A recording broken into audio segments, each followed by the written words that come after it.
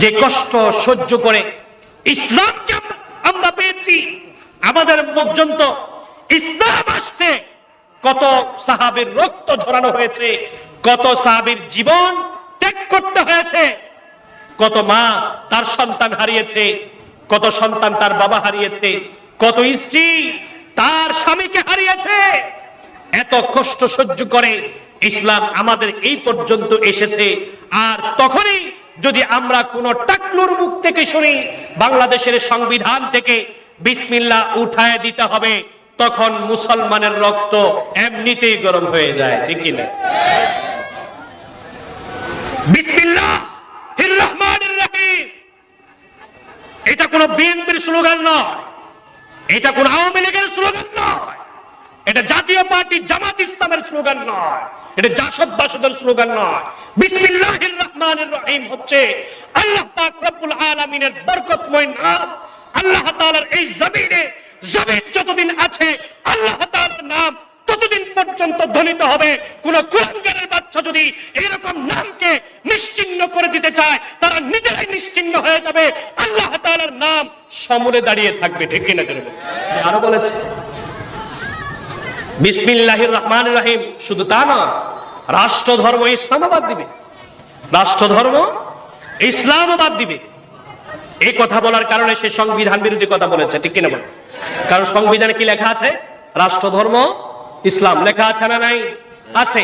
তো লেখা থাকলে উঠাই দিতে হবে, মানে আপনি সংবিধান বিরোধী কথা বলেছেন। সংবিধান বিরোধী কথা বলার কারণে আমরা তো মনে করি আপনার মন্ত্রিত্ব এখনো পর্যন্ত ঠিক থাকার তো কথা না। ইসলাম ধর্ম এটাকে আমাদের দেশে কচুরি ফানার মতো ভাইসা আসছে। এই দেশে ইসলাম এসেছে, এই দেশে ইসলাম এসেছে পীর আউলিয়াদের মাধ্যমে, শাহজালাল ইয়ামানের মাধ্যমে, শাহ মাখদুমের মাধ্যমে, শাহজালাল ইয়ামানের মাধ্যমে, শাহপরানের মাধ্যমে এই দেশে ইসলাম এসেছে। এই দেশে ইসলাম এসেছে ৩৬০ আউলিয়ার মাধ্যমে। কোন মানুষ যদি এই ইসলামের বিরুদ্ধে হাত উঠাতে চায়, ইসলামের বিরুদ্ধে হাত উঠাতে চায়, সেই হাতকে গড়িয়ে দেওয়া হবে, গড়িয়ে দেওয়া হবে। কথা বলেন মাননীয় প্রধানমন্ত্রী, আমরা মাহফিল থেকে আকুল আবেদন করছি, আপনি আমাদের 18 কোটি জনগণের অভিভাবক, 18-19 কোটি জনগণের অভিভাবক, আমরা করে জুড়ে আপনার কাছে বিনীত আবেদন করছি, এই পাগলা টাকলু মন্ত্রীকে থামান, নয়তো আপনার দলের বদনাম হয়ে যাবে। বিএনপি করে, কেউ আওয়ামী লীগ করে, কেউ জাতীয় পার্টি করে, কেউ জামাত করে, কেউ জাসদ করে, কেউ বাসদ করে, কেউ ওয়াহাবি, কেউ সুন্নি, কেউ খারেজি, এরকম বিভিন্ন দলে দলে উপদলে বিভক্ত হতে পারে। কিন্তু ও মুসলমান, জেনে রাখো, যখন ইসলামের উপরে কোন প্রকারের আঘাত আসবে, আঘাত যদি আসে, এই সমস্ত মুসলমান দল মত নির্বিশেষে একাকার হয়ে এইরকম ইসলামের বিরুদ্ধে চক্রান্ত গুরুকে মূলোৎপাটন করে দেওয়ার জন্য একই কাতারে সবাই চলে আসবে, ঠিক কিনা?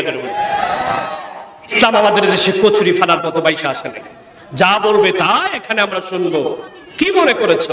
মনে করেছো এই কথা হয়তো মনে করতে পারো তুমি, এই দেশে আল্লামা শফি সাহেব নাই, এখন আমাদের কথা বলতে আর বাধা নাই।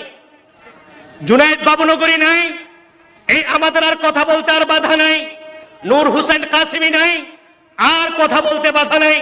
বাঘা বাঘা বড় বড় আলেমদেরকে জেলখানায় বন্দী করা হলো, আর কথা বলতে আমাদের আর কোনো বাধা নাই। কে আমাদেরকে আর বাধা দিবে? আপনি মনে করতে পারেন সবাইকে জেলখানায় বন্দী করে রেখেছেন, মনে করতে পারেন আর তো আমাদের বাধা দেওয়ার কেউ নাই, মনে করতে পারেন বাধা দেওয়ার কেউ নাই। কিন্তু মনে রাখতে হবে, আলেমরা মারা গেলে, কিছু আলেম মারা গেলে, কিছু আলেম জেলবন্দী হলে, কিছু আলেম ফাঁসির কাস্টে ঝুললে, মনে রাখতে হবে তোমাদের এই পৃথিবী থেকে, বিশেষ করে বাংলাদেশ থেকে নবী আলাইহিস সালাতু ওয়াস সালামের আদর্শের সৈনিকেরা মরে যায় নাই, ঠিক কিনা? জোরে বলুন। যতদিন পর্যন্ত নবীর আদর্শের সৈনিকেরা এই পৃথিবীতে থাকবে, এই বাংলার জমিনে থাকবে, অন্তত পক্ষে ইসলামের বিরুদ্ধে কোন প্রকারের কথা, কোন প্রকারের কুৎসা রটনা, নবীর বিরুদ্ধে কোন প্রকারের কথা, নবীর বিরুদ্ধে কোন প্রকারের কথা, কোন প্রকারের কুৎসা রটনা, কোন প্রকারের ষড়যন্ত্র বাংলার মুসলমান মেনে নেবে না। এই নিয়ামত পেয়েছি ইসলাম, এই ইসলামের মতো নিয়ামত, এটাকে আমাদের বুকে ধারণ করতে হবে। এই ইসলামের মতো নিয়ামত আমাদেরকে বক্ষে ধারণ করতে হবে। সেই সাথে আমাদের সকলকে আল্লাহ তাআলার রাসূল মা আতাকুমুর রাসূল ফাখুযু ওয়া মা নাহাকুম আনহু ফান্তাহু, যা নিয়ে এসেছেন তা আমাদেরকে আমল করে চলতে হবে, যা থেকে বিরত থাকতে বলেছেন তা থেকে আমাদের সকলকে বিরত থাকতে হবে। আল্লাহ তাআলা আমাদের সকলকে রাসূল করিম সাল্লাল্লাহু আলাইহি সাল্লামের পূর্ণাঙ্গ আশিক হওয়ার, পূর্ণাঙ্গ রাসূল করিম সাল্লাল্লাহু আলাইহি সাল্লামের সুন্নতের উপর আমলকারী হবার সকলকে তৌফিক এনায়েত করুন।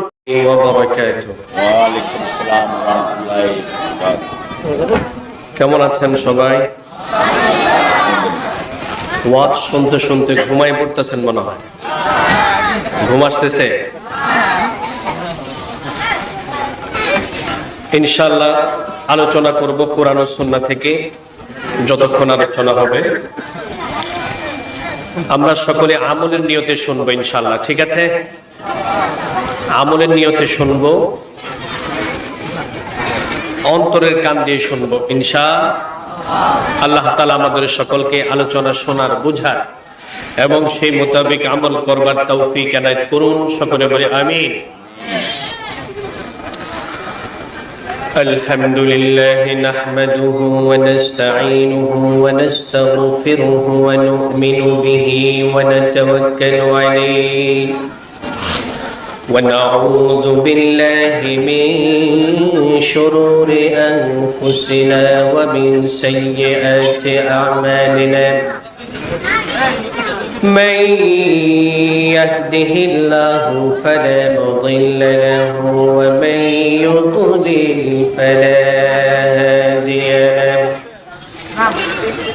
وأشهد أن لا إله إلا الله وحده لا شريك له لا خالق له ولا رازق له ولا مالك له وأشهد أن سيدنا ونبينا وشفيعنا وحبيبنا وطبيبنا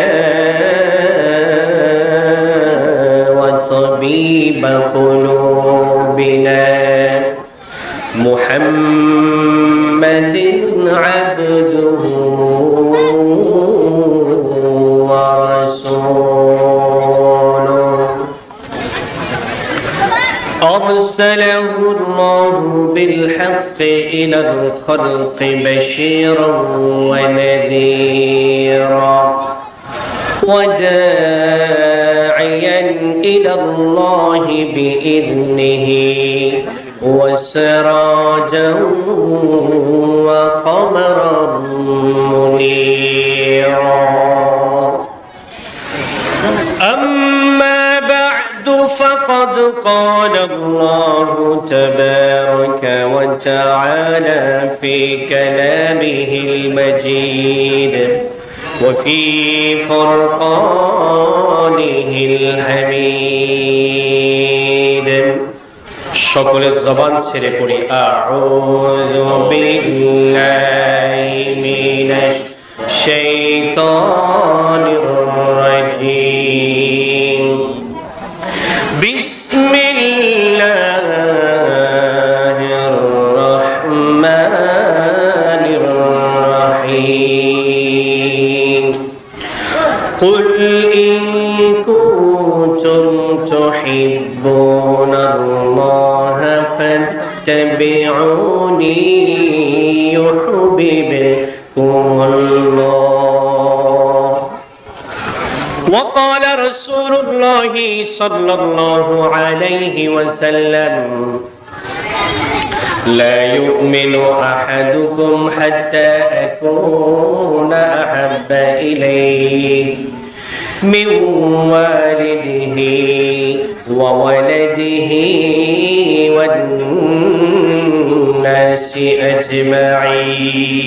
أجمعين.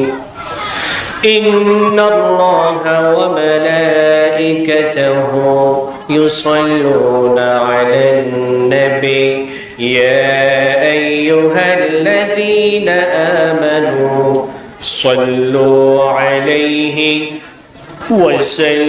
وسلموا تسليما بلغ العلا بجماله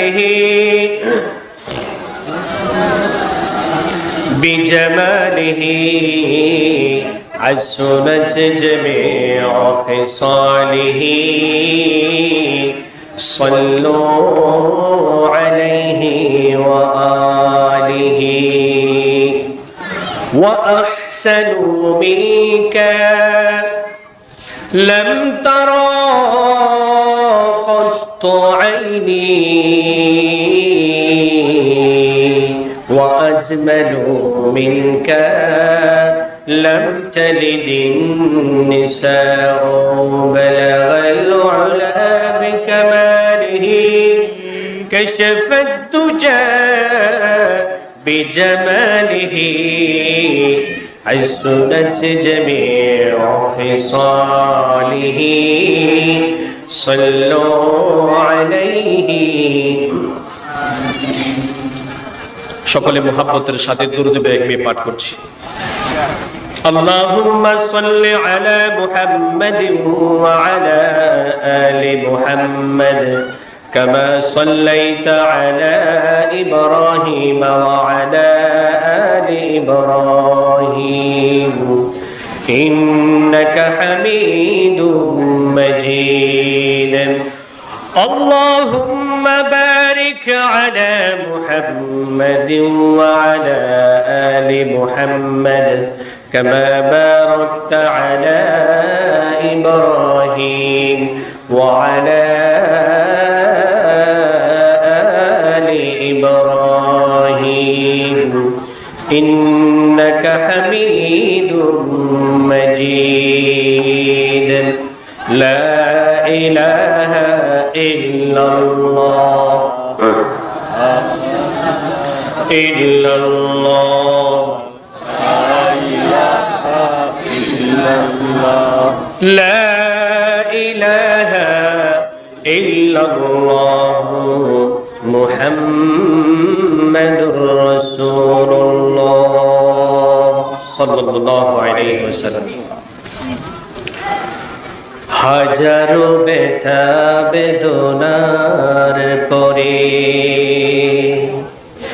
ফিরে আসনি তুমি আপন ঘরে দিনের আলো তুমি ছড়িয়ে দিলে দিনের আলো তুমি ছড়িয়ে দিলে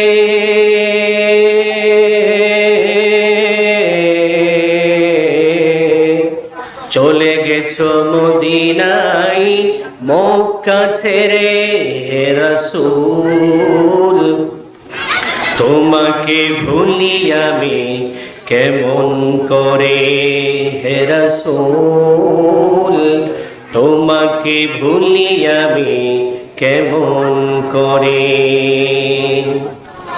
খেয়ে না খেয়ে দিন প্রচারের কাছে নিজেকে দিয়েছো বিলিয়ে তাই ফির কাফেরেরা চিনল না এ আলো দুষ্টু ছেলেদের পিছু দিল লেলিয়ে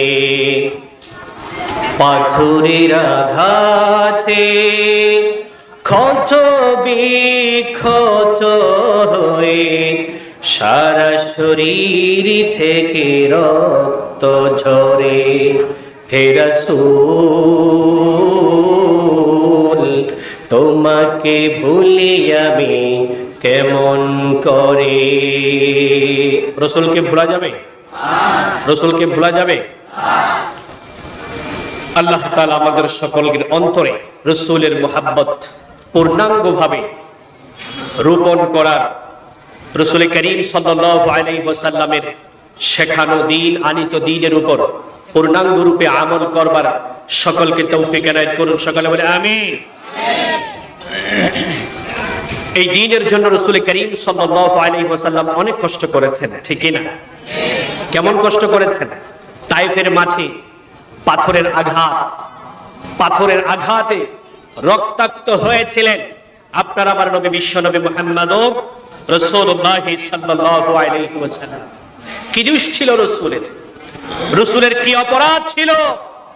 রাসূলের অপরাধ একটি, রাসূলের অপরাধ কাফেরদের দৃষ্টিতে কেবলমাত্র একটি অপরাধ, আর সে অপরাধটি হচ্ছে রাসূল করিম সাল্লাল্লাহু আলাইহি ওয়াসাল্লামকে বারংবার কাফেররা নিষেধ করেছে দ্বীনের দাওয়াত দেওয়া যাবে না, দ্বীনের দাওয়াত দেওয়া যাবে না, ইসলামের দাওয়াত দেওয়া যাবে না, মূর্তি পূজার বিরুদ্ধে বলা যাবে না, অমুসলিমদের যেই নীতি রয়েছে, যেই কালচার রয়েছে, এই কালচার আর রীতির বিরুদ্ধে কথা বলা যাবে না। রাসূল করিম সাল্লাল্লাহু আলাইহি ওয়াসাল্লাম বলছেন, আমি তো কেবলমাত্র একাত্মবাদী খোদা আল্লাহ রাব্বুল ইজ্জত ওয়াল জালালের দাওয়াত দেওয়ার জন্য এই পৃথিবীতে আমি আগমন করেছি। দাওয়াতে যদি আমি না দিই, একাত্মবাদী খোদা আল্লাহ তাআলার দাওয়াতে যদি আমি না দিই, তাহলে আমার তো আসার কোনো মানেই হয় না, আমার দাওয়াতে কেউ তোমরা বাধা দিতে পারবে না। এই কথা বলার পরে মক্কার কাফেররা তারা সংঘবদ্ধভাবে রাসূল করিম সাল্লাল্লাহু আলাইহি ওয়াসাল্লামের উপর অ্যাটাক করা শুরু করে দিয়েছে। কথা বলেন ঠিক কিনা? রাসূল করিম সাল্লাল্লাহু আলাইহি ওয়াসাল্লাম মক্কাবাসীদের কাছে দাওয়াত দেওয়ার পূর্ব মুহূর্ত পর্যন্ত মক্কাবাসীরা যেখানে লাল গালিচার সংবর্ধনা দিত রাসূল করিম সাল্লাল্লাহু আলাইহি ওয়াসাল্লামকে, যে মাত্র নবীজি সাল্লাল্লাহু আলাইহি ওয়াসাল্লাম দাওয়াত দিলেন, ইয়া আইয়ুহান নাস কুলু লা ইলাহা ইল্লাল্লাহ তুফলিহুন, এই মক্কাবাসীরা শোনো, তোমরা লা ইলাহা ইল্লাল্লাহ বলো, লা ইলাহা ইল্লাল্লাহর উপর তোমরা আমল করো, তাহলে তোমরা কামিয়াব হয়ে যাবে। সুবহানাল্লাহ। মক্কাবাসীদের মধ্যে আবু লাহাব সে কি করেছে? রাসূল করিম সাল্লাল্লাহু আলাইহি সাল্লামের দিকে পাথর ছুঁড়ে মেরেছে, বলল, আলিহাদা জামাতানা ইয়া মুহাম্মদ তাব্বাত লাক, আলিহাদা জামাতানা ইয়া মুহাম্মদ, ও মুহাম্মদ তুমি ধ্বংস হয়ে যাও, এই জন্যই কি তুমি আমাদেরকে একত্রিত করেছিলে? যখন ইসলামের সঠিক দাওয়াতটা যখন পৌঁছানো হলো, রাসূল করিম সাল্লাল্লাহু আলাইহি সাল্লামের উপর আক্রমণ চলে এসেছে। বর্তমান সময়ে আপনি যদি ইসলামের সঠিক ব্যাখ্যাটা যদি দেন, তাহলে আপনার উপর একদল মানুষ হায়নার মতো হামলে পড়বে, ঠিক কিনা বলে? যেই সঠিক ইসলামের দাওয়াত দিতে গিয়ে রাসূল করিম সাল্লাল্লাহু আলাইহি সাল্লাম রক্তাক্ত হয়েছিলেন আমার নবীর অসংখ্য অগণিত সাহাবা। হযরত বেলালের ঘটনা আপনারা সকলেই জানেন। হযরত বেলাল রাদিয়াল্লাহু তাআলা আনহুকে ইসলাম গ্রহণ করার অপরাধে উত্তপ্ত বালুর উপরে শুইয়ে রাখা হয়েছিল। গরম একটি পাথর তার শরীরের উপর চাপা দেওয়া হয়েছিল। তার মালিক বলছে, বেলাল, যতক্ষণ পর্যন্ত তুই কালেমা না ছাড়বি, ততক্ষণ পর্যন্ত তোর উপর এরকম নির্যাতন চলতেই থাকবে। যতক্ষণ পর্যন্ত তোর ভিতরে রূহ আছে, ততক্ষণ পর্যন্ত তোর উপর এইভাবে নির্যাতনের স্টিমরোলার চালানো হবে। হযরত বেলাল রাদিয়াল্লাহু তাআলা আনহু তখন বললেন, মালিক, তুমি আমার দুনিয়ার মালিক, মৃত্যুর পরে আমার আরেকজন মালিক আছে, তার নাম হচ্ছে খালেক, তার নাম হচ্ছে রব্বুল আলামিন, তার নাম হচ্ছে আল্লাহ। এই দুনিয়ার মালিক হচ্ছে তুমি। যেহেতু তুমি আমাকে খরিদ করে নিয়েছো, আমি গোলাম, কিন্তু আমার একজন মালিক আছে, আখিরাতের মালিক। এই মালিক হচ্ছে আমার জন্য একজন পারফেক্ট মালিক। এই মালিক হচ্ছে আমার জন্য আসল মালিক। আপনি আমার উপর রাগান্বিত হন, তাতে আমার কোনো দুঃখ যায় আসে না, আমি পরোয়া করি না। কিন্তু আমার আরশের মালিক আল্লাহ যদি আমার উপর নারাজ হয়ে যায়, আমার দুনিয়াও বরবাদ হবে, আখিরাতও বরবাদ হবে। আল্লাহু আকবার। মালিক বলল, তাহলে তোকে এইভাবে নির্যাতন করে করে শেষ করে দেওয়া হবে। হযরত বিলাল রাদিয়াল্লাহু তাআলা আনহু বললেন, ও মালিক শোনো, আমার শরীরে যতগুলো রক্ত আছে সামান্যতম এক বিন্দু কণা রক্ত থাকা পর্যন্ত আমি মুহাম্মদের ধর্ম, ইসলাম ধর্ম, কালিমা আমি কখনো ছাড়তে পারি না। শরীর থেকে জান বেরিয়ে যেতে পারে, তারপরও আমার বডি থেকে, আমার অন্তর থেকে কালিমা আলাদা হবে না। রাসূল করিম সাল্লাল্লাহু আলাইহি সাল্লামের সাহাবী জীবন মরণ সংকটাপন্ন অবস্থায়, জীবন সামনে এসেও কালিমা ছাড়ছে না। তারা কি মজা পেয়েছে এই কালিমা। আর আজকাল আমাদেরকে 2-4 টাকা দিলে, কিছু ঘুষ হাদিয়া দিলে, কিছু হাদিয়া তুফা দিলে নেতা নেত্রীর পিছনে আমরা ঘুরতে শুরু করি। কথা বলেন ঠিক কিনা? আমরা বিক্রি হয়ে যা। ভোটের সময় তো মাশাআল্লাহ আরো বেশি বিক্রি হয়। কথা বলেন ঠিক কিনা? প্রিয় ভাই, হযরত বিলাল রাদিয়াল্লাহু তাআলা যে ঈমানের উপর অটল অবিচলতা দেখিয়েছেন, মৃত্যুকে আলিঙ্গন করছেন, মৃত্যুবরণ করতে রাজি, তারপরে ইসলাম ছাড়তে রাজি। এই অটল অবিচলতা কার থেকে শিখলেন? বিশ্বনবীর কাছ থেকে শিখলেন। বিশ্বনবীর চাচা হযরত আবু তালেব খাজা আবু তালেব বিশ্বনবীজির চাচা। চাচার কাছে মক্কার কাফেররা আসছে, নেতারা আসছে, এসে বলে, আবু তালেব তুমি মক্কার নেতা বলে আমি তোমাকে এতদিন পর্যন্ত কিছু বলিনি। তোমার ভাতিজা আমাদের মূর্তির বিরুদ্ধে কথা বলে, আমাদেরকে মুশরিক বলে, সে অন্য ধর্ম প্রচার করছে, আমাদের বিরুদ্ধে বলছে। আবু তালেব তোমার ভাতিজাকে সামলাও, না হলে আমাদের চেয়ে মন্দ মানুষ, আমাদের চেয়ে খারাপ মানুষ এই মক্কার জমিনে আর কেউ হবে না।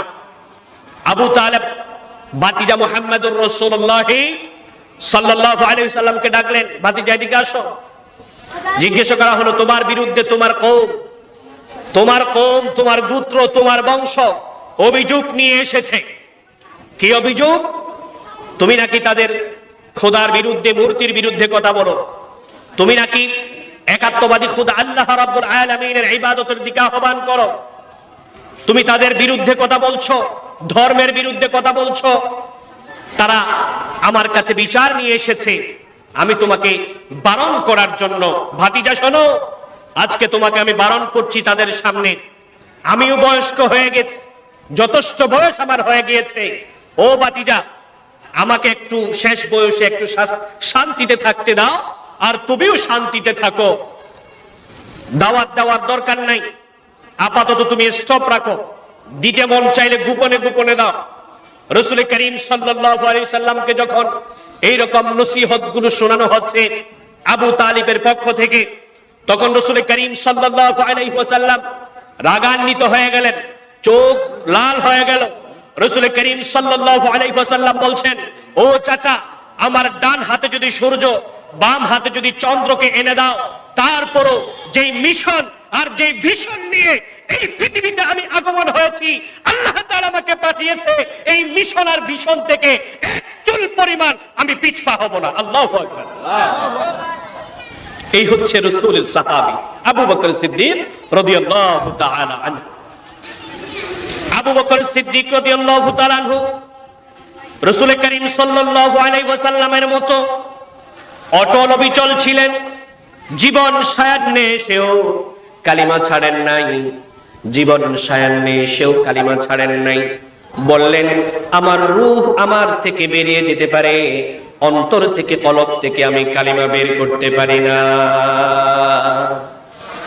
যখন রাসূল করিম সাল্লাল্লাহু আলাইহি ওয়াসাল্লাম মক্কাবাসীদেরকে দাওয়াত দিচ্ছিলেন, মক্কাবাসীরা কিছু ইসলাম ধর্ম গ্রহণ করছে, কাফেররা যদি শোনে অমুক ইসলাম ধর্ম গ্রহণ করেছে, তার উপর আক্রমণ শুরু করে দেয়।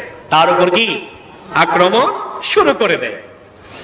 ইসলাম ধর্ম কেন গ্রহণ করলো, এই জন্য আক্রমণ শুরু করে দেওয়া হতো।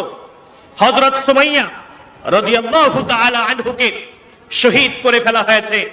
বিভিন্ন সাহাবায়ে কেরামদের উপর নির্যাতন, স্টিমরোলার চালানো হচ্ছে, নিপীড়ন করা হচ্ছে, নির্যাতন করা হচ্ছে। এমন অবস্থা তৈরি হয়ে গিয়েছে, সাহাবায়ে কেরাম দিক বেদিক ছোটাছুটি করতেছিল। কিছু কিছু সাহাবায়ে কেরাম দেশে আর থাকতে না পেরে মক্কাতুল মুকাররমায় থাকতে না পেরে, জন্মভূমিতে থাকতে না পেরে তারা বিভিন্ন দেশে, বিভিন্ন রাষ্ট্রে তারা হিজরত করতে বাধ্য হয়েছিল। আল্লাহর রাসূলের চাচাতো ভাই জাফর ইবনে আবী তালেব রাদিয়াল্লাহু তাআলা আনহু, জাফর ইবনে আবী তালেব রাদিয়াল্লাহু তাআলা আনহু রাসূলের কাছে আসলেন, এসে বললেন, ইয়া রাসূলুল্লাহ, ইয়া হাবিবাল্লাহ, আমাকে হিজরত করার অনুমতি দেন। কাফেররা যে আমার উপরে নির্যাতন করছে, মুসলমান ভাই বোনদের উপরে যে নির্যাতন করছে, আমি একটি টিম গঠন করেছি, 11 জন পুরুষ 4 জন মহিলা। এই 15 জনের টিমকে আপনি হাবশা বাদশা নাজ্জাশীর কাছে আপনি সফর করার জন্য, হিজরত করার জন্য অনুমতি দিন। রাসূল করিম সাল্লাল্লাহু আলাইহি ওয়াসাল্লাম বলছেন, যাও, তোমাদেরকে অনুমতি দেওয়া হলো। তার কারণ মক্কার যে অবস্থা, ইসলামের যে অবস্থা চলছে, শোচনীয় অবস্থা, করুণীয় অবস্থা, যেই ইসলাম ধর্ম গ্রহণ করে তার উপরে হামলা মামলা হয়, তার উপরে আক্রমণ করা হয়, এখানে সঠিকভাবে কেউ থাকতে পারছে না। যাও, তোমরা বাদশা নাজ্জাশীর কাছে যাও, হাবশা আবিসিনিয়ায় তোমরা হিজরত করে চলে যাও। আবিসিনিয়ার বাদশা নাজ্জাশী সে একজন খ্রিস্টান ধর্মাবলম্বী হলেও, বাদশা নাজ্জাশী খ্রিস্টান ধর্মাবলম্বী হলেও সে একজন আদিল, সে একজন ইনসাফগার। আল্লাহ রাব্বুল আলামিনের হাবিব সাল্লাল্লাহু আলাইহি ওয়াসাল্লাম বলেছেন, তোমরা যদি কখনো হিজরত করতে মন চায়, তাহলে তোমরা বাদশা নাজ্জাশীর কাছে, বাদশা নাজ্জাশীর দেশে তোমরা হিজরত করবে, কারণ বাদশা নাজ্জাশী হচ্ছে একজন ন্যায়পরায়ণ শাসক। সুবহানাল্লাহ।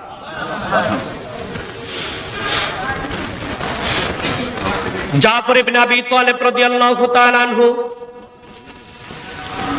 15 জনের একটি টিম নিয়ে রাতের অন্ধকারে রওনা হয়ে গেল। রাতের অন্ধকারে সফর করে, হিজরত করে একটি পর্যায়ে জাফর ইবনে আবী তালেব রাদিয়াল্লাহু তাআলা আনহুর পুরা টিম সহ 15 জনের দল রাতের অন্ধকারে হিজরত করে চলে গিয়েছে, হাবশা আবিসিনিয়ায় চলে গিয়েছে। প্রিয় ভাইরা আমার, আপনারাই বলুন তো দেখি, আপনার জন্মস্থান ছেড়ে, আপনার পরিবার পরিজন ছেড়ে, আপনার ছেলে মেয়ে ছেড়ে, আত্মীয় স্বজন ছেড়ে যদি আপনাকে উৎখাত করা হয়, এলাকায় যদি আপনাকে থাকতে না দেওয়া হয়, এলাকা থেকে যদি আপনাকে উৎখাত করা হয়, তাহলে আপনার কেমন লাগবে বলুন? ভালো লাগবে? জন্মস্থান ছেড়ে, আত্মীয় স্বজন ছেড়ে, এলাকাবাসী ছেড়ে, বন্ধু মহল ছেড়ে, পরিবার পরিজন, স্ত্রী সন্তান ছেড়ে এই সমস্ত সাহাবায়ে কেরাম হিজরত করে চলে গিয়েছেন। তার কারণ হলো, যদি এখানে থাকে, এলাকায় থাকি, এলাকার লোক আমাদের উপর আক্রমণ করবে, জানের ভয় আছে, মৃত্যুবরণ, আমাদের শাহাদত বরণ করা আর কোনো উপায় নাই। এই ভয়ে তারা আবিসিনিয়ায় পালিয়ে গিয়েছে। রাসূল করিম সাল্লাল্লাহু আলাইহি ওয়াসাল্লাম তাদেরকে অনুমতি দিয়ে দিলেন। আর বর্তমান যে আমরা ইসলাম পেয়েছি, খুব সুন্দর ইসলাম পেয়েছি, এই ইসলামের জন্য আমাদের কোনো কষ্ট করতে হয় না, এদিক সেদিক যাইতে হয় না। ইসলাম পেয়েছি, কিন্তু সেই ইসলামের মূল্যায়ন আমরা করতে জানি না। ঠিক কিনা বলেন? কল্পনা করুন, সবকিছু জেনে চলে যাওয়া, এটা কি সোজাখানি চারটিখানি কথা না, এটা বহু বড় কলিজা লাগে, বহু বড় বুকের পাঠা লাগে।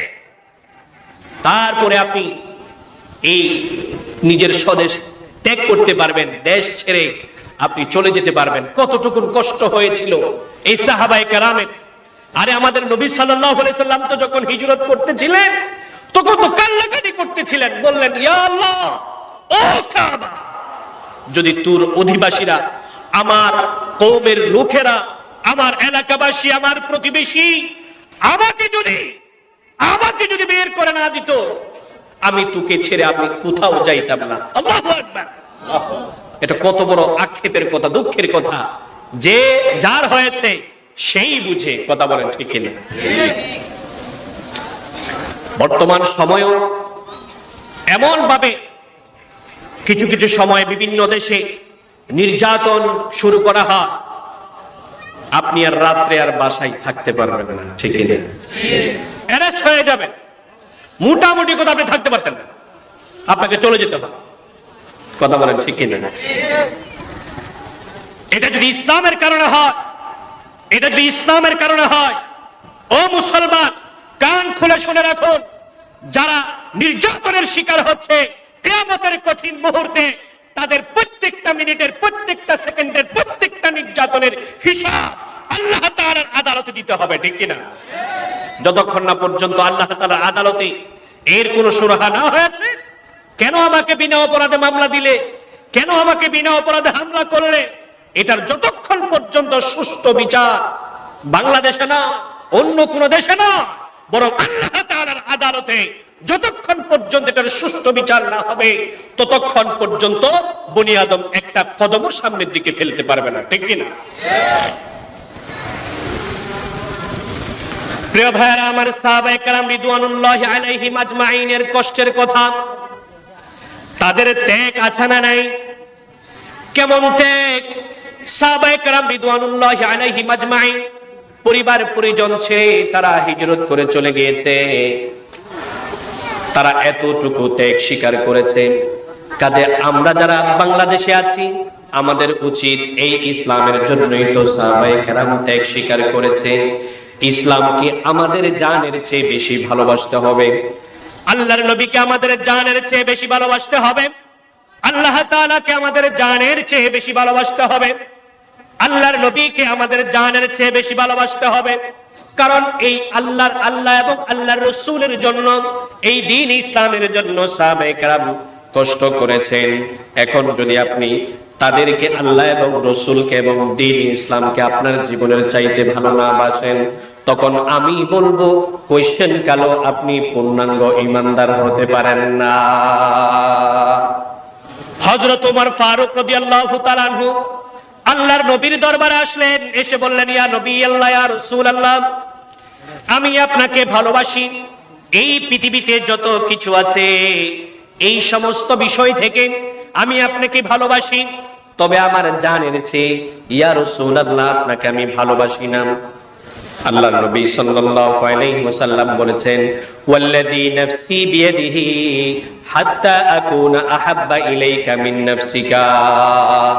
ও ওমর, যতক্ষণ পর্যন্ত তুমি তোমার নিজের জানের চেয়ে আমি নবী মুহাম্মদুর রাসূলুল্লাহ সাল্লাল্লাহু আলাইহি ওয়াসাল্লামকে ভালো না বাসবে, ততক্ষণ পর্যন্ত তুমি পূর্ণাঙ্গ ঈমানদার হতে পারবে না।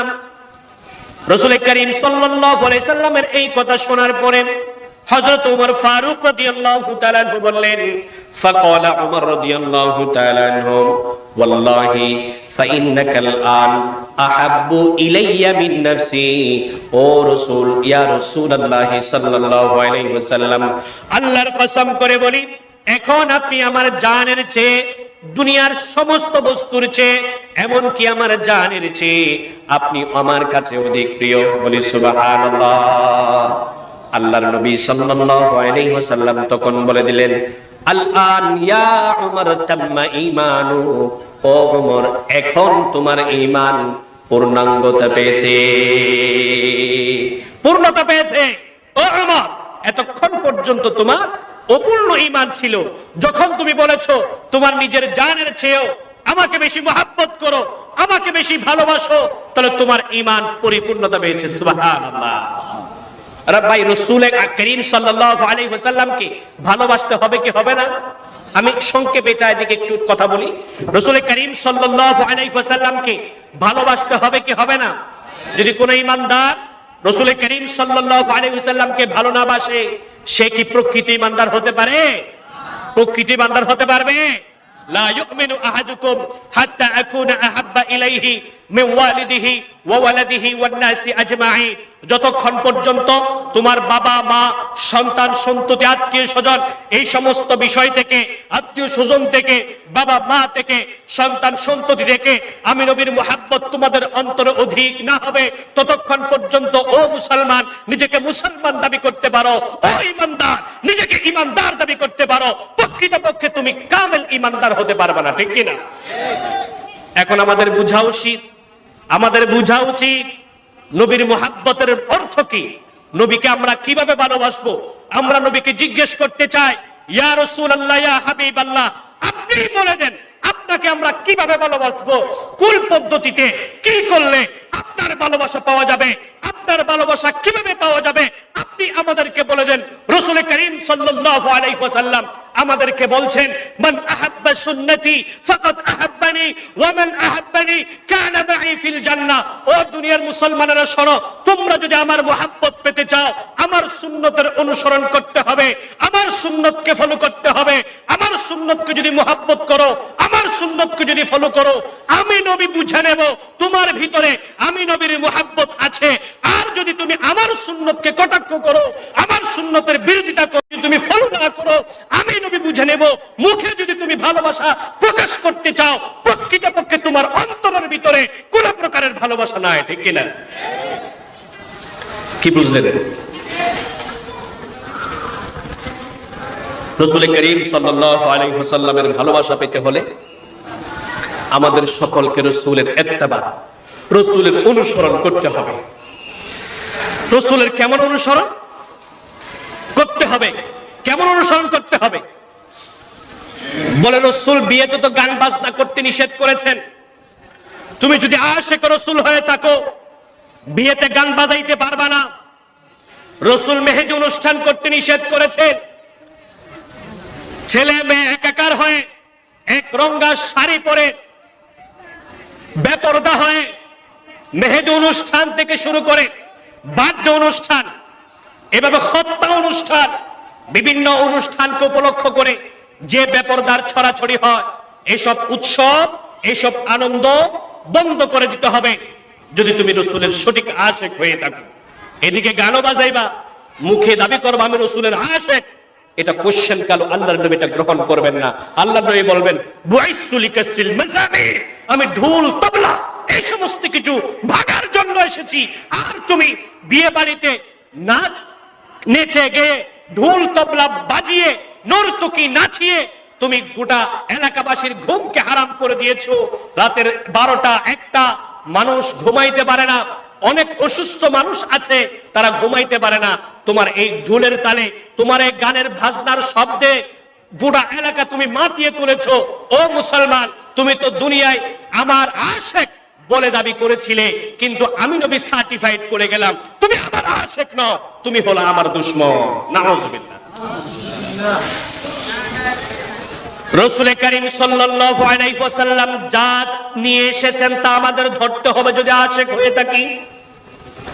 যদি আপনি রাসূলের আশিক হয়ে থাকেন তাহলে রাসূল করিম সাল্লাল্লাহু আলাইহি ওয়াসাল্লামের দাড়ি ছিল কি ছিল না? বলে আশিক হয়ে থাকলে আমার নবীর মুখে দাড়ি আছে, আমিও দাড়ি রাখবো। আমার নবী গান বাজনার বিরুদ্ধে বলেছে, আমিও গান বাজনার বিরুদ্ধে বলবো। আমার নবী সুদের বিরুদ্ধে বলেছে, আমি যদি আশিক হয়ে থাকি সুদের সাথে আমি জড়িত হতে পারি না, সুদ নিতেও পারি না, খাইতেও পারি না। আজকে এমন কোন এলাকা নাই যে এলাকার মধ্যে সুদের কাজ কারবার হয় না, ঠিক কিনা বলেন? এমন কোন এলাকা নাই সুদের কাজ কারবার হয় না। আবার সরকারি চাকরি যারা করে তারা আবার ঘুষও খায়, ঠিক কিনা? যদি নবীর আশিক হয়ে থাকো তাহলে তোমার পক্ষে ঘুষ খাওয়া সম্ভব হবে না। আর যদি মনে করো আমি নবীর আশিক, আবার এদিকে ঘুষও খাও, বুঝতে হবে তুমি আশিক নামক প্রতারক, তুমি আশিক নামক ভণ্ড ছাড়া আর কিছু নয়, ঠিক কিনা? প্রিয় ভাই, আমরা ছিলাম কোন পর্যন্ত ছিলাম? হযরত জাফর ইবনে আবি তালিব রাদিয়াল্লাহু তাআলা আনহু 15 জনের একটা টিম নিয়ে আবিসিনিয়া রাতের অন্ধকারে চলে গিয়েছেন। সেখানে কি ঘটনা হয়েছে? এখন মক্কার কাফেররা বোর্ড মিটিং বসেছে যে তাদেরকে মক্কার জমিনে হত্যা করতে চেয়েছিলাম, কিন্তু তাদেরকে আমরা পাই নাই। রাতের অন্ধকারে তারা চলে গিয়েছে আবিসিনিয়ায়। মক্কার বড় বড় কাফেররা, লিডাররা একসাথে হয়ে পরামর্শ করলো যে এখন কি করা যায়। তারা পরামর্শ করলো 2 জনকে সেখানে পাঠানো হবে, বাদশার কাছে অভিযোগ দায়ের করা হবে। বাদশার নিজ দায়িত্বে যেই 15 জন মক্কা থেকে হাবশায় হিজরত করে চলে গিয়েছে, এই 15 জনকে বাদশা সাহেব আবার ফেরত পাঠাবে। এই বলে তারা একটা সিদ্ধান্ত নিয়েছে, একটা পরামর্শ করেছে যে বাদশার দরবারে কিছু হাদিয়া তুফা নিয়ে যেতে হবে এবং মন্ত্রীদের জন্য কিছু হাদিয়া তুফা নিয়ে যেতে হবে।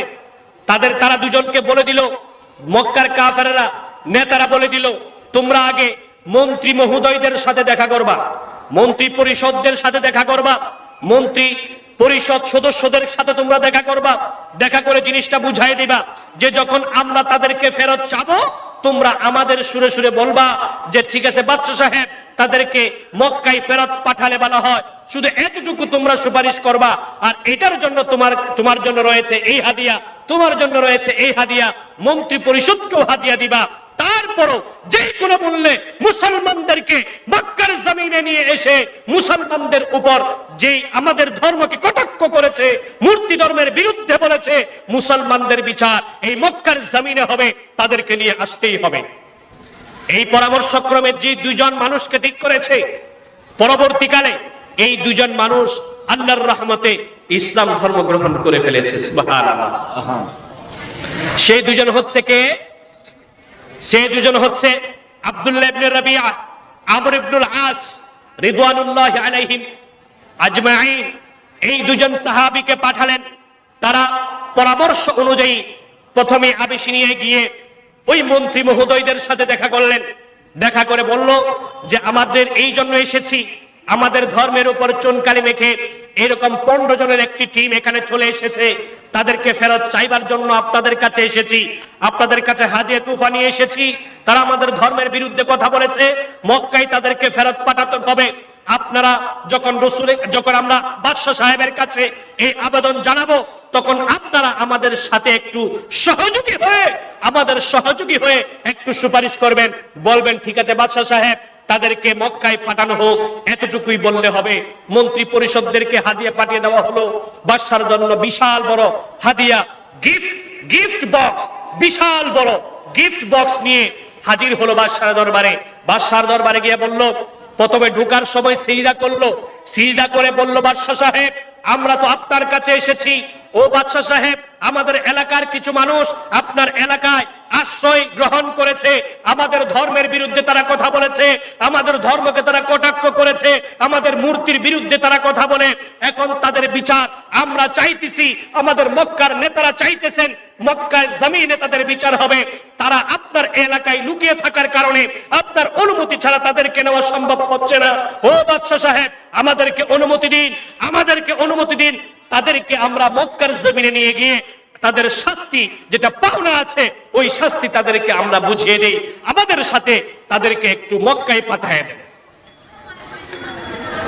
পাশে যে মন্ত্রী পরিষদ ছিল, এই মন্ত্রী পরিষদ এখন ওই দুইজনের কথার সাথে সাথে বলল, বাদশা সাহেব তারা ঠিকই বলছে, তারা তো ওই এলাকা থেকে চলে এসেছে, ভেগে চলে এসেছে রাতের অন্ধকারে, মূর্তির বিরুদ্ধে তারা কথা বলেন, অমুসলিম ধর্মের বিরুদ্ধে তারা কথা বলেন, তাদের ধর্মের বিভিন্ন রীতিনীতির বিরুদ্ধে তারা কথা বলেছে। শেষ পর্যন্ত সেই ধর্ম ত্যাগ করে তারা অন্য একটা ধর্ম গ্রহণ করে ফেলেছে। বাদশা সাহেব, তাদেরকে এই এলাকা থেকে বের করে দেওয়া হোক। বাদশা সাহেব তো চালাক মানুষ, ঠিক কিনা বলেন? বাদশা সাহেব খুব চালাক। বাদশা সাহেব বললেন যে আমি একজনের কথা শুনে, এক পক্ষের কথা শুনে আমি বিচার করতে পারি না। সুবহানাল্লাহ। যারা বিচার করেন, যারা বিচার আচার করেন, আল্লাহ রসুলের একটা বাণী স্মরণ রাখেন। রসুল করিম সাল্লাল্লাহু আলাইহি সাল্লাম হযরত আলীকে বললেন, ইয়া আলী লা তাকদি লিল আউয়াল হাত্তা তাসমা কালাম আল আখার। ও আলী, তুমি প্রথম জনের কথা শুনে তার পক্ষে ফয়সালা, তার পক্ষে রায় দিয়ে দিও না, দ্বিতীয় পক্ষের কথাও তুমি শোনো। এক পক্ষের কথা শুনে কান ভারী করে বইসা থাইকো না, আরেক পক্ষের কথা শুনে তোমার যেটা মনে চাই সেটা তুমি রায় দিবা। সুবহানাল্লাহ।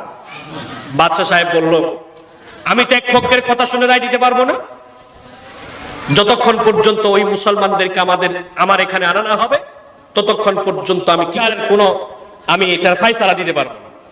তলব করা হলো, মুসলমানরা আসলো, এসে রাসূল করিম সাল্লাল্লাহু আলাইহি ওয়াসাল্লামের এই সাহাবীরা এসে সর্বপ্রথম সালাম দিল, আসসালামু আলাইকুম ওয়া রাহমাতুল্লাহি ওয়া বারাকাতুহু। আল্লাহু আকবার।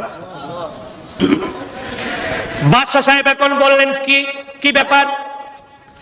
আমার দরবারে যারা আসেন তাদের নিয়ম হলো সিজদা করে আমার দরবারে ঢুকতে হয়, কিন্তু তোমরা আমাকে সালাম দিলে কেন? সালাম এটা আবার কি জিনিস? সাহাবায়ে কেরাম রিদওয়ানুল্লাহি আলাইহিম আজমাইনের মধ্য থেকে ওই 15 জন সাহাবী থেকে জাফর ইবনে আবি তালেব রাদিয়াল্লাহু তাআলা আনহু দাঁড়ালেন, বললেন, জাহাপনা, সালাম মানে হচ্ছে ইসলামের সর্বোচ্চ সম্ভাষণ, সর্বোচ্চ সম্মানের বাণী, সর্বোচ্চ সম্মানের বাক্য হলো সালাম।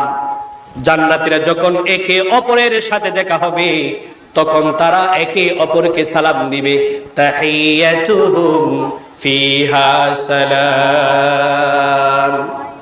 জান্নাতীরা একে অপরের সাথে যখন সাক্ষাৎ হবে তখন তো তারা একে অপরকে সালাম দিবে। সুবহানাল্লাহ। ও জাহাপনা, ইসলামের মধ্যে আমাদের ধর্মের মধ্যে যেটা সর্বোচ্চ সম্ভাষণ, সর্বোচ্চ সম্মানের শব্দ, এই শব্দগুলো দিয়ে আপনার দরবারে আমরা প্রবেশ করেছি। বাদশা সাহেব বললেন, ঠিক আছে, তোমাদের বিরুদ্ধে অভিযোগ আনা হয়েছে, তোমরা তাদের ধর্মের বিরুদ্ধে কথা বলো, কথা বলো, ঠিক আছে, আমার দেশে তোমরা এসেছো, আমার ধর্ম গ্রহণ করলেও তো পারতা, খ্রিস্টান ধর্ম, সেটাও তো তোমরা গ্রহণ করলা না। আবার ওই তোমরা যে ধর্মে ছিলা, মূর্তি পূজায় ধর্মে ছিলা, ওই ধর্ম থেকে তোমরা আবার পরিত্যাগ করে নতুন একটা ধর্ম তোমরা বাছাই করলে, তার কারণটা কি? ব্যাখ্যা দাও, তোমাদের কথা আমি শুনতে চাই, না হলে তোমাদেরকে মক্কায় ফেরত পাঠিয়ে দেব। এবার জাফর ইবনে আবি তালেব রাদিয়াল্লাহু তাআলা 15 জনের মধ্য থেকে সামনে এসে বললেন যে, জাহাপনা, আমরা নতুন ধর্ম গ্রহণ করেছি, তাদের ধর্ম ত্যাগ করেছি, সেটাও সত্য, ঠিক, নতুন ধর্ম গ্রহণ করেছি, সেটাও সঠিক। বাদশা বললেন, নতুন ধর্মের প্রচারক কে? তখন বললেন, নতুন ধর্মের প্রচারক হলো আমাদের মধ্য থেকে, আমাদের এলাকা থেকে, আমাদের গোষ্ঠী থেকে একজন মানুষ, একজন নবী, যার নাম হচ্ছে মুহাম্মাদুর রাসূলুল্লাহ সাল্লাল্লাহু আলাইহি ওয়াসাল্লাম, আমাদের মধ্য থেকে একজন। তো সে কি বলে? আমাদের কাছে এই নবী দাওয়াত নিয়ে এসেছে, মূর্তির সামনে মাথা নোয়ানো যাবে না, মূর্তির সামনে মাথা ঠেকানো যাবে না। এই নবী আমাদের কাছে দাওয়াত নিয়ে এসেছে, ইবাদত করতে হলে একমাত্র আল্লাহ রাব্বুল ইজ্জত ওয়াল জালালের ইবাদত করতে হবে। অন্য কোন পার্সন, অন্য কোন মাখলুকের, অন্য কোন পশু পাখি, জীব জন্তু, মাখলুকাত যা আছে, কোন কিছুর ইবাদত করা যাবে না। চাঁদের ইবাদত করা যাবে না, গাছের ইবাদত করা যাবে না, সূর্যের ইবাদত করা যাবে না। শুধুমাত্র ইবাদত করতে হবে আল্লাহ রাব্বুল ইজ্জত ওয়াল জালালের। মাথা যদি ঠেকাইতে হয় কোন মূর্তির সামনে নয়, কোন মানবের সামনে নয়, মাথা যদি ঠেকাইতে হয় মাথা একমাত্র ঠেকাতে হবে আল্লাহ রাব্বুল ইজ্জত ওয়াল জালালের সামনে। আল্লাহু আকবার। এই কথা বলার পরে বলে বাদশা সাহেব বললেন, তোমরা এই শিক্ষা পেলে কোথায়? বলে, আমরা এই শিক্ষা পেয়েছি আমাদের সেই নবী মুহাম্মদুর রাসূলুল্লাহ সাল্লাল্লাহু আলাইহি ওয়াসাল্লাম। বাদশা সাহেব বলল, তাদেরকে বলল, তোমরা চুপ থাকো। এই মুসলমানেরা যে সব কথা বলছে, এই সব কথা আমার ধর্ম, আমাদের ধর্ম, ঈসাই ধর্ম, আমাদের ধর্ম, নাসারা ধর্ম, নাসারা ধর্মের সাথে মিলে যায়। আল্লাহু আকবার। তাহলে বুঝে নিতে পারলাম, আমরা বুঝতে পারলাম এই এরা যে ধর্ম গ্রহণ করেছে, আমার মনে হচ্ছে এই ধর্ম সঠিক। সুতরাং তাদের বিরুদ্ধে কোন প্রকারের আনিত অভিযোগ যা ছিল, এই অভিযোগ আমি খণ্ডিয়ে তাদেরকে আমার দেশে থাকার জন্য, যতদিন পর্যন্ত মক্কায় এই সমস্যা চলবে ততদিন পর্যন্ত আমাদের দেশে, আমার দেশে তারা থাকতে পারবে, কোনো সমস্যা নাই। আল্লাহু আকবার। এখন তারা হাদিয়া আনছে সব মাটি, তারা এবার নিচের দিকে তাকায়া তাকায়া চলে যাইতেছিল। আবার দুজনে ফুসফুস ফুসফুস করে বলছে, পরামর্শ করছে, বলে, বেটা আর একটা পয়েন্ট আছে, আর একটা পয়েন্ট বাদশাকে বলি নেই, ওই পয়েন্টটা বললে বাদশা রাগান্বিত হয়ে তাদেরকে এলাকা থেকে খেদাই দিবে, মক্কায় পাঠিয়ে দেবে। বলে, কি সে পয়েন্ট? বলে, আয় বাদশার সামনে বলো। বাদশার সামনে এলো, বাদশার সামনে এসে বলল, বাদশা সাহেব, আরেকটা কথা বলে গেছি। কি কথা? বলে, এই লোকগুলো, ইসলাম ধর্ম গ্রহণ করেছে, ঠিক আছে, তবে এদের ব্যাপারে এলিগেশন হচ্ছে এই লোকগুলো আপনার যে উপাস্য আছে, আপনাদের যে উপাস্য আছে হযরতে ঈসা আলাইহিস সালাম, ঈসা আলাইহিস সালামকে তারা উপাস্য মানে না। ঈসা আলাইহিস সালামকে তারা উপাস্য মানে না, আল্লাহ মানে না, খুদা মানে না। তারা ঈসা আলাইহিস সালামকে আল্লাহর বান্দা হিসেবে মানে। বলে তাই নাকি? বলে হ্যাঁ। মুসলমানদেরকে আবার ডাকানো, আসো তোমরা আমার নবী ঈসার সম্পর্কে কি জানো, কি বলো? আমরা যে ধর্মে আছি সেই ধর্মের নবী, সেই ধর্মের ঈসা, ঈসা আলাইহিস সালাম সম্পর্কে তোমরা কি বলো, কি জানো? তখন মুসলমানরা থরথর করে কাঁপা শুরু করে দিয়েছে যে এখন কি হবে যদি সঠিকটা বলে দেয়। না জানি বাদশা আমাদেরকে মক্কায় ফেরত পাঠায়, মক্কায় ফেরত পাঠালে আমাদের তো লাশ তো পাওয়া যাবেই না, লাশের গন্ধও পাওয়া যাবে না। এখন বাদশা সাহেব জিজ্ঞাসা করার পরে উত্তর দিতে উঠলেন জাফর ইবনে আবি তালিব রাদিয়াল্লাহু তাআলা আনহু। জাফর ইবনে আবি তালিব রাদিয়াল্লাহু তাআলা আনহু উঠলেন, উঠে বললেন, জাহাপনা, হযরত ঈসা আলাইহিস সালাতু ওয়াস সালাম হচ্ছেন আল্লাহ তাআলার একজন পেয়ারা নবী। হুয়া আবদুহু ওয়া রাসূলুহু, হুয়া আব্দুল্লাহি ওয়া রাসূলুহু ওয়া কালিমাতুহু ওয়া রূহুহু, হুয়া আব্দুল্লাহি ওয়া রাসূলুহু ওয়া কালিমাতুহু ওয়া রূহুহু।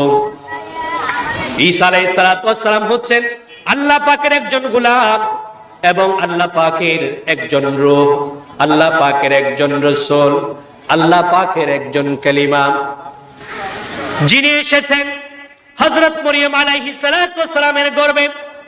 বলে মরিয়ম আলাইহিস সালাতু ওয়াস সালাম কেমন মেয়ে, কেমন মহিলা? বলে মরিয়ম আলাইহিস সালাতু ওয়াস সালাম হচ্ছে খুব সতীসাধী মহিলা, যার জীবনে কোনো গুনাহ নাই। লাম ইয়ামুসুহা বাশার, বশর কোন পানি কোন মানুষ এই মরিয়ম আলাইহিস সালাতু ওয়াস সালামকে স্পর্শ করতে পারেনি। সুবহানাল্লাহ। হযরত জাফর ইবনে আবি তালিব রাদিয়াল্লাহু তাআলা আনহু এই কথাগুলো বলার পরে তারপরে বাদশা সাহেব কিছুক্ষণ চুপ করে রইলেন।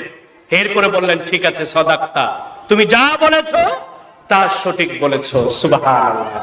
তাহলে এই পয়েন্টও কাজ করতে পারে নাই, এই পয়েন্টও কাজ করতে কি পারে নাই, বাজাইতে পারে নাই।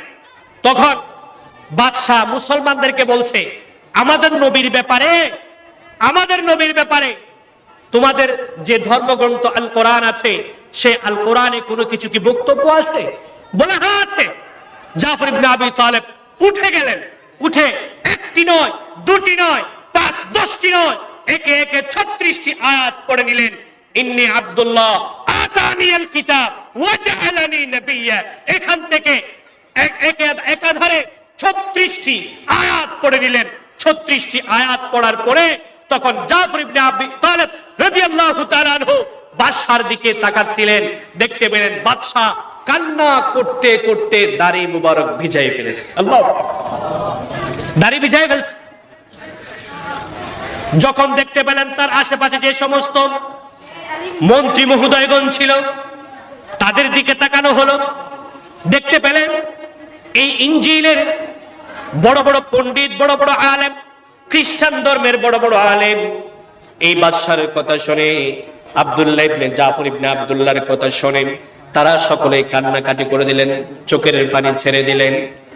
বাদশা সাহেব তখন রাগান্বিত হয়ে সিংহাসন থেকে উঠে দাঁড়ালেন, বললেন, হে মানুষেরা শোনো, এখানে ফিতনা ছড়াতে এসো না। আমাদের দেশে যতদিন পর্যন্ত এই মুসলমানেরা থাকতে চায় ততদিন পর্যন্ত তাদেরকে আমি আশ্রয় দেব। সুবহানাল্লাহ। তোমরা যে হাদিয়া তোফা গাটি নিয়ে এসেছো, এই হাদিয়া তোফা আমার দরকার নাই, হাদিয়া তোফা তোমরা নিয়ে যাও। হাদিয়া তোফা দরকার নাই, নিয়ে যাও, হাদিয়া তোফা লাগবে না। তখন যখন বাদশা সাহেব তাদেরকে পাঠিয়ে দিলেন, মুসলমানরা থাকতেছেন, আরো মুসলমান সেখানে জড়ো হয়েছে। আমি সংক্ষেপে শেষ করছি। শেষ পর্যায়ে কি হয়েছে? বলে শেষ পর্যায়ে ওই শেষ পর্যায়ে বাদশাহ সাহেব যখন ওই এলাকা থেকে মদিনায় হিজরত করেছেন, যখন আমার নবী সাল্লাল্লাহু আলাইহি ওয়াসাল্লাম, তখন জাফর ইবনে আবু তালিব সহ সমস্ত সাহাবায়ে কেরাম আবিসিনিয়ার থাকতে চাচ্ছেন না। তারা বলছে আমার নবী যখন মক্কা থেকে মদিনায় হিজরত করে গেছে, আমরাও মক্কা থেকে মদিনায় হিজরত করে চলে যাব। অনুমতি চাইতে গেলেন বাদশার কাছে, বাদশা সাহেব আমাদেরকে অনুমতি দিন, আমাদেরকে অনুমতি দিন, আমরা মক্কা শরীফ, আমাদের নবী মক্কা শরীফ ছেড়ে মদিনায় হিজরত করেছে, আমরাও নবীর সেখানে হিজরত করে যেতে চাই, আমাদেরকে অনুমতি দিন। বাদশা সাহেব বললেন, শোনো ও জাফর ইবনে আবি তালেব রাদিয়াল্লাহু তাআলা আনহু, শোনো, তোমাদের যে ইসলাম ধর্ম আমি বাদশা স্বীকার করে নিচ্ছি, লা ইলাহা ইল্লাল্লাহু মুহাম্মাদুর রাসূলুল্লাহ সাল্লাল্লাহু আলাইহি ওয়াসাল্লাম, তোমাদের কালিমা পড়ে আমি মুসলমান হয়ে গেলাম। সুবহানাল্লাহ। আমার নবীকে একটা কথা বলো, আমি বাদশার জন্য যাতে দোয়া করে, মাগফিরাতের দোয়া করে, গোটা একটি রাজ্য আমাকে সামলাতে হয়, এই রাজ্য সামলানোর দায়িত্ব যদি না থাকতো, আমি রাসূল করিম সাল্লাল্লাহু আলাইহি সাল্লামের খেদমতে হাজির হইতাম। বাদশা যখন মারা গেলেন, বুখারী মুসলিমের বর্ণনা আপনারা সকলেই জানেন, বাদশা যখন মারা গেলেন তখন আল্লাহর নবী সাল্লাল্লাহু আলাইহি সাল্লাম মদিনা থেকে এই বাদশা নাজ্জাশীর গায়বানা জানাজা পড়েছিলেন। সুবহানাল্লাহ। মুসলমান হয়েছে। যে কষ্ট সহ্য করে ইসলামকে আমরা পেয়েছি, আমাদের পর্যন্ত ইসলাম আসতে কত সাহাবীর রক্ত ঝরানো হয়েছে, কত সাহাবীর জীবন ত্যাগ করতে হয়েছে, কত মা তার সন্তান হারিয়েছে, কত সন্তান তার বাবা হারিয়েছে, কত স্ত্রী তার স্বামীকে হারিয়েছে। এত কষ্ট সহ্য করে ইসলাম আমাদের এই পর্যন্ত এসেছে। আর তখনই যদি আমরা কোন টাকলুর মুখ থেকে শুনি বাংলাদেশের সংবিধান থেকে বিসমিল্লাহ উঠায় দিতে হবে, তখন মুসলমানের রক্ত এমনিতেই গরম হয়ে যায়, ঠিক কি না? বিসমিল্লাহির রহমানির রহিম, এটা কোন বিএনপির স্লোগান নয়, এটা কোন আওয়ামী লীগের স্লোগান নয়, এটা জাতীয় পার্টি জামাত ইসলামের স্লোগান নয়, এটা জাসদ বাসদের স্লোগান নয়। বিসমিল্লাহির রহমানির রহিম হচ্ছে আল্লাহ পাক রব্বুল আলামিনের বরকতময় নাম। আল্লাহ তাআলার এই জমিনে, জমিন যতদিন আছে আল্লাহ তাআলার নাম ততদিন পর্যন্ত ধ্বনিত হবে। কোন কুলাঙ্গারের বাচ্চা যদি এরকম নামকে নিশ্চিহ্ন করে দিতে চায়, তারা নিজেরাই নিশ্চিহ্ন হয়ে যাবে, আল্লাহ তাআলার নাম সমূলে দাঁড়িয়ে থাকবে, ঠিক কিনা? সে আরো বলেছে বিসমিল্লাহির রহমানির রহিম, শুধু তা না, রাষ্ট্র ধর্ম ইসলামাবাদ দিবে, রাষ্ট্র ধর্ম ইসলামাবাদ দিবে। এই কথা বলার কারণে সে সংবিধান বিরোধী কথা বলেছে, ঠিক কিনা বলে? কারণ সংবিধানে কি লেখা আছে? রাষ্ট্র ধর্ম ইসলাম লেখা আছে না নাই? আছে। তো লেখা থাকলে উঠাই দিতে হবে, মানে আপনি সংবিধান বিরোধী কথা বলেছেন। কথা বলেন, ঠিক কিনা? সংবিধান বিরোধী আপনি কথা বলেছেন। সংবিধান বিরোধী কথা বলার কারণে আমরা তো মনে করি আপনার মন্ত্রিত্ব এখনো পর্যন্ত ঠিক থাকার তো কথা না, ঠিক কিনা?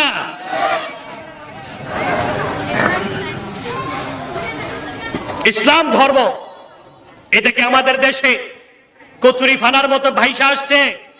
কথা বলতে হবে, কচুরি ফানার মতো ভাইসা আসছে। এই দেশে ইসলাম, এই দেশে ইসলাম এসেছে, এই দেশে ইসলাম এসেছে পীর আউলিয়াদের মাধ্যমে, শাহজালাল ইয়ামানের মাধ্যমে, শাহ মাখদুমের মাধ্যমে, শাহজালাল ইয়ামানের মাধ্যমে, শাহপরানের মাধ্যমে এই দেশে ইসলাম এসেছে। এই দেশে ইসলাম এসেছে ৩৬০ আউলিয়ার মাধ্যমে। কোন মানুষ যদি এই ইসলামের বিরুদ্ধে হাত উঠাতে চায়, ইসলামের বিরুদ্ধে হাত উঠাতে চায়, সেই হাতকে গড়িয়ে দেওয়া হবে, গড়িয়ে দেওয়া হবে। কথা বলেন, ঠিক কিনা? এজন্য এখনো সময় আছে। মাননীয় প্রধানমন্ত্রী, আমরা মাহফিল থেকে আকুল আবেদন করছি, আপনি আমাদের 18 কোটি জনগণের অভিভাবক, 18-19 কোটি জনগণের অভিভাবক, আমরা করে জুড়ে আপনার কাছে বিনীত আবেদন করছি, এই পাগলা টাকলু মন্ত্রীকে থামান, নয়তো আপনার দলের বদনাম হয়ে যাবে, ঠিক কিনা বলে? ঠিক কিনা বলে?